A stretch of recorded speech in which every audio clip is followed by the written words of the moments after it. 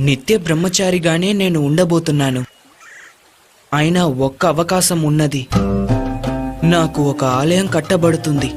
అప్పుడు నా దర్శనానికి లక్షలాది భక్తులు వస్తారు. ప్రతి సంవత్సరం నా భక్తుల సంఖ్య పెరుగుతూనే ఉంటుంది. ప్రతి సంవత్సరం కొత్తగా భక్తులు నన్ను మొదటిసారి దర్శించడానికి వస్తారు. ఆ విధంగా ఏ సంవత్సరం అయితే కొత్త భక్తులు ఎవరు రారో అప్పుడు నేను నిన్ను వివాహం ఆడేదను.